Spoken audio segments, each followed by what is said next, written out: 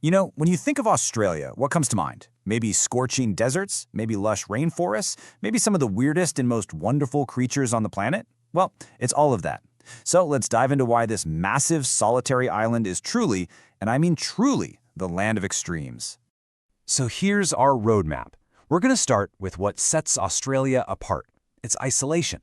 Then we'll look at its wild climates, its cycle of, you guessed it, more extremes, its totally unique wildlife, and finally, the incredible landscapes all of this creates.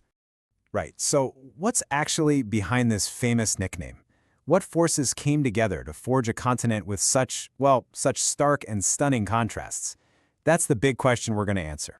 And it really all begins with two things, two really fundamental factors: Australia's incredible size and its profound long-term isolation from, pretty much the rest of the world.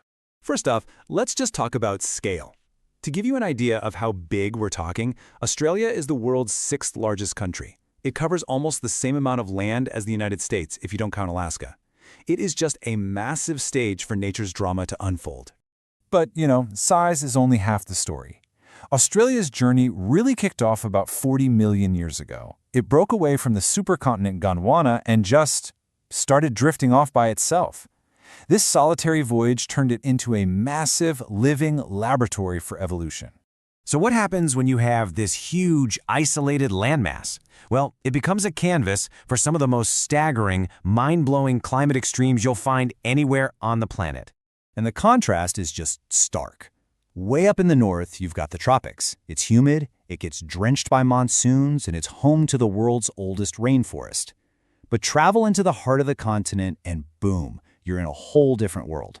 An arid world of immense red deserts where temperatures can soar past 45 degrees Celsius. That's 113 Fahrenheit. So just how dry is it? Well, according to data from organizations like the CSIRO, if you add up the desert and semi-arid regions, you get a staggering 68%. We're talking more than 2/3 of the entire continent is dominated by dry conditions. Life here is basically a constant search for water. And what's so fascinating is that this data, from places like Australia's Bureau of Statistics, it doesn't just paint a picture of a dry continent. No, it actually reveals the engine room of its extreme weather. This gigantic, hot, dry interior is what fuels the intense heat waves and messes with rainfall patterns across the whole country. But the extremes don't just stop with heat and humidity. Oh no. Let's look at the powerful and often cyclical natural events that really define what life is like in Australia. Even down in the more temperate south, where most people actually live, the extremes are just wild. The hot, dry summers, they create the perfect conditions for massive bushfires. And yet those same areas can get hit by devastating floods. And, to top it all off, the Australian Alps get enough winter snow to support a whole ski season. Fire, flood, and snow, all in one region. So here's the really crucial point. These events are all connected. They're part of this powerful, uniquely Australian cycle. This isn't just random weather. It's an ecological rhythm, this boom and bust that has shaped everything, from eucalyptus trees that need fire to release their seeds to ancient indigenous land management practices built around this exact pattern. All right, so what happens when you combine millions of years of total isolation with these harsh, varied climates? Well, you get an explosion of unique life. You get evolution's grand experiment. Just take a look at this number. According to WWF Australia, over 80% of the continent's mammals, reptiles, and frogs are endemic. And what does endemic mean? It means they are found absolutely nowhere else on Earth. Not one. The continent's isolation didn't just create a few unique species, it created an entirely unique ecosystem. And this is why research from groups like WWF Australia is so critical, because it highlights something really important. This isn't just a quirky collection of animals. This crazy level of endemism makes Australia a global hotspot for biodiversity, but it also makes it incredibly vulnerable. The fate of these one-of-a-kind species rests entirely on what happens on this one continent.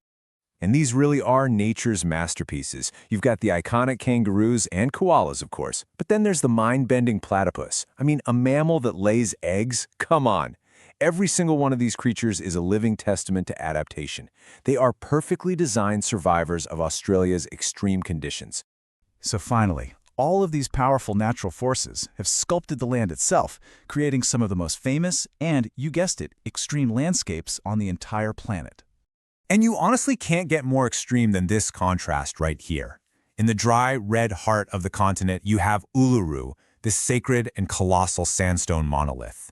And then, off the coast, you have the Great Barrier Reef, the largest living thing on Earth, a bustling, vibrant, underwater city of coral. One is born from the desert, the other from the ocean. This vast, rugged, and often unforgiving interior, the Outback, it's so much more than just a landscape. It's really become a core part of the Australian identity. It's this symbol of toughness, of resilience, and a deep connection to the land. So, when you put it all together, the land of extremes is just the perfect definition, isn't it? It's a continent that was forged by its isolation and its sheer scale.